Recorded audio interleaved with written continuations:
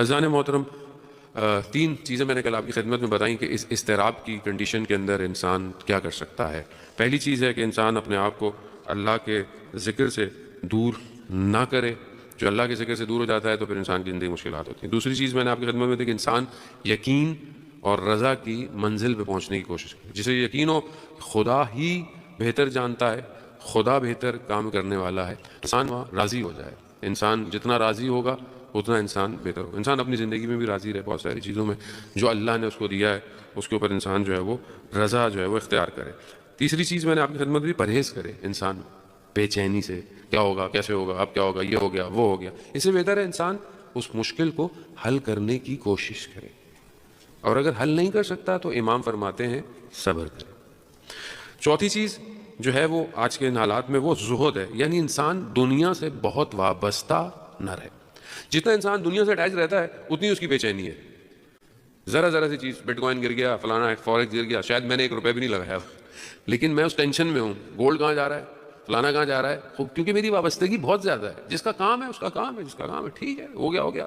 جب اچھا تھا تو بھی اچھا تھا، جب نقصان ہوگا تو دنیا ہے، زندگی میں اچھا بھی ہوتا ہے اور نقصان بھی ہوتا ہے، لیکن انسان اپنے آپ کو اتنا زیادہ وابستہ نہ کر لے کہ پھر اس کو باہر نکلنا مشکل ہو جائے۔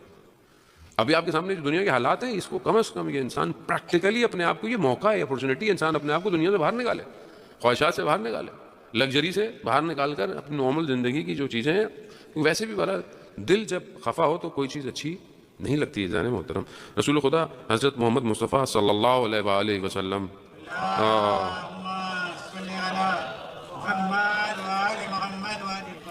فرماتے ہیں کہ الرغبۃ فی الدنیا تکسر الہم والحزن۔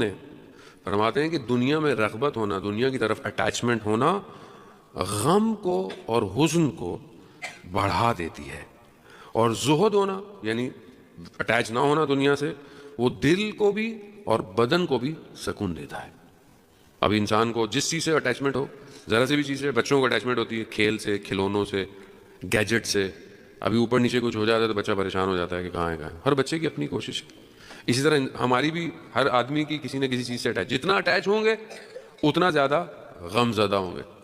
میں نے سفر کرنا تھا، میں نے یہاں جانا ہے، میں نے وہاں جانا ہے، میں نے فلانا جانا ہے، ابھی حالات بند ہو گئے ہیں، تبھی کیا ہے، وہ انسان اٹیچمنٹ چھوڑ دے، انسان صبر۔ پانچویں چیز قناعت ہے، یعنی جو اللہ نے دیا ہے اس پر شکر، یعنی کہ کوشش نہیں کرے، کوشش کرے، اسٹرگل کرے، لیکن جو ہے اس پر انسان صبر کرے۔ قناعت جو ہے وہ امام صادق علیہ السلام ارشاد فرماتے ہیں،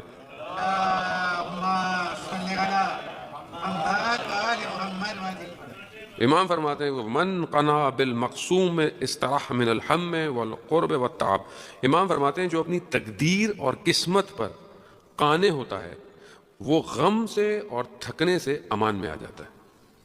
ابھی بہت سارے لوگ انسان کہتے ہیں کہ بھائی زندگی میں جو ہے وہ کوشش کرتی ہے انسان، ہمیں اللہ نہیں دے رہا، ہمیں، یا فلانا شخص جو ہے وہ ایسی ہے۔ عزیزان محترم، صدر اسلام کے اندر ایک شخص مسجد نبوی آتا تھا، رسول خدا، یا رسول اللہ میرے لیے دعا کریں، یا رسول اللہ مجھے اللہ یہ دیتے۔ رسول خدا کہتے جو ہے شکر ہے، کافی کرو۔ بہت اصرار کرتا تھا، بہت کہتا تھا کہ مجھے آپ دعا کریں، میرے لیے بہت مال آ جائے، مجھے بہت مال مل جائے۔ رسول خدا کہتے تھے کہ مال ٹھیک نہیں ہے، جو ہے نہیں۔ بہت اصرار کیا، رسول خدا نے کہا ٹھیک ہے، اچھا جاؤ تمہارے لیے دعا۔ کیا ہوا، پہلے تھوڑے سے جانور تھے اس کے پاس، یہ شیپس وغیرہ، آہستہ آہستہ بڑھنا شروع ہو گئے، تو اس نے شہر سے باہر جگہ بنا لی کہ جہاں جانور ہو۔ پھر معاملہ اور بڑھنا شروع ہو گیا، پہلے ہر نماز میں آتا تھا، اب جب معاملہ بڑھ گیا، حساب کتاب بڑھ گیا، تو پھر ایک نماز میں آنے لگا، آہستہ آہستہ اور بڑھ گیا، تو ایک کے بجائے ہفتے میں 1 دن آتا تھا۔ پھر جب اور بڑھ گیا تو پھر کبھی کبھی نظر آتا۔ اور رسول خدا کو پتہ چلا کہ بھائی بڑا مال ہو گیا ہے، بڑی ساری چیزیں ہو گئی ہیں، تو رسول خدا نے بولا کہ بھائی جاؤ اب اس سے زکوٰۃ لے کر آؤ، تو یہ ایلیجیبل ہو گیا۔ اب جب اس کے بعد بھیجا تو اس نے دینے سے، اور میں نے اتنی محنت کی، میں نے یہ کی، میں نے وہ کی، یہ کی۔ پھر رسول خدا نے جو ہے نا ایسے ہی اس کے لیے کہا کہ واپس سڑک پہ آ گیا، سب ختم ہو گیا۔ جب سب ختم ہو گیا پھر روز نماز میں آتا تھا، ہر نماز میں آتا تھا۔ تو رسول خدا نے بولا کہ یہ بہتر ہے یا وہ بہتر، ہمیں نہیں پتا۔ ہر شخص کی اندر کیپیبلٹی ہے، ہر شخص کی ظرفیت ہے۔ ہو سکتا ہے میرے پاس بہت مال ہو، میں 1 روپیہ بھی خرچ نہ کروں اسلام کے لیے، اور ہو سکتا ہے اللہ نے کسی کو بہت مال دیا وہ صبح شام خرچ کرتا ہے اسلام کو، توفیق ہے یہ تو. اور اگر کسی کو اللہ توفیق دیتا ہے تو انسان شکر کرے اور اپنے لیے توفیق طلب کرے کہ اللہ مجھے بھی دے تاکہ میں بھی اپنی واجبات کو ادا کرنے کے بعد جو چیزیں میں اس پہ خرچ کروں. تو قناعت کرنا بہت ضروری ہے. استعاذہ چھٹی چیز جو ہے وہ استعاذہ کے معنی ہے یعنی انسان اللہ کی پناہ کو حاصل کر، کہے کہ پروردگار میں تیری پناہ چاہتا ہوں، تو بچا مجھے. یعنی ہر حالت میں، ہر کنڈیشن میں، چاہے انسان خدا نہ خواستہ کوئی گناہ کی طرف بڑھ رہا ہو، اکیلا ہو، وسوسے ہوں، عبادت ٹھیک نہیں، کچھ بھی کرے، ہر وقت اپنے آپ کو ان حالات میں کہ پروردگار تو اپنی پناہ. ایسا نہ ہو کہ میں کوئی ایسا کام کروں کہ مجھے امام کی آواز نہ آئے. یہ سب سے بڑا خطرہ ہے آج کے دور کے اندر کہ جب امام کی آواز آئے اور خدا نہ خواستہ میں کسی غلطی میں ہوں، کسی کوتاہی میں ہوں، تو میں اپنے مولا کی آواز سن نہ سکوں. اس لیے انسان جو ہے وہ اعوذ باللہ من الشیطان من الحرص من الہم من الغم، یہ دعائیں جو ہم پڑھتے ہیں جانے محترم، البتہ دعا ہم لوگ پڑھ ہی رہے ہیں، دعا مانگ نہیں رہے. بات تو صحیح ہے. پرمکھ صاحب نے آج مجھے بولا کہ ہم لوگ دعائیں پڑھ رہے ہیں، دعائیں مانگ نہیں رہے. بعض اوقات ہم لوگ واقعی دعا ریڈ کر رہے ہیں حقیقتاً. چارل اچھی بات ہے، یہاں جمع ہوتے ہیں، یہ بھی امپورٹنٹ ہے، لیکن انسان اپنی تنہائی، اپنی خلوت میں دعائے مجیر جو ہم پڑھ رہے ہیں، بہرحال پروردگار ہمیں بچا خاص طور پر جہنم کی آگ سے. یہ انسان واقعاً اپنے وجود سے مانگے، اپنے اندر سے یہ انسان نکلے. پروردگار سبحانک، یعنی تیری تعریفیں ہیں. تعریف ہے نا، دعا کے دو حصے کیا ہیں؟ اس کی تعریف ہے. تو اس کی تعریف کرتے ہوئے پروردگار مجھے جہنم کی آگ سے بچا پروردگار. اور یہ واقعاً انسان اس کی بارگاہ میں مانگے. ساتویں چیز استغفار ہے.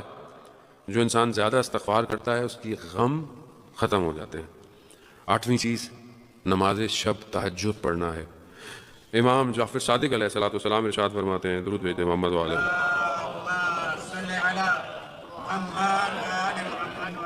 جانے محترم، ویسے بھی آپ جانتے ہیں حدیث میں بھی ہے، روایات میں بھی، علماء بھی فرماتے ہیں دنیا چاہیے نماز شب پڑھے، دین چاہیے نماز شب پڑھے، آخرت چاہیے نماز شب پڑھے. اب امام کی امام کی حدیث آپ کی خدمت میں. امام فرماتے ہیں صلاۃ اللیل تحسن الوجہ، جو نماز شب پڑھتا ہے اللہ اس کے چہرے کو خوبصورت کرتا ہے. پہلی. دوسری چیز امام فرماتے ہیں وتحسن الخلق، اس کا اخلاق بھی اچھا ہو جاتا ہے. جو نماز شب پڑھتا ہے اس کا چہرہ بھی خوبصورت ہوتا ہے اور اس کا اخلاق بھی اچھا ہوتا ہے. وتطیب الرحا، اور اس کے بدن سے اچھی خوشبو آتی ہے، اچھی بو آتی ہے اس کے بدن سے. وتدر الرزق، پروردگار اس کے رزق میں بھی اضافہ کر دیتا ہے. وتقضی الدین، اور اس کا قرضہ بھی اتار دیتا ہے. وتذهب بالهم، اور غم کو اس سے دور کر دیتا ہے. وتجل البصر، اور اس کی آنکھوں میں جلا دیتا ہے، یعنی ایک خاص روشنی دیتا ہے. ایک نماز کی کتنی کوالٹیاں چھٹے امام فرما رہے ہیں جانے محترم. امام کی حدیث ہے.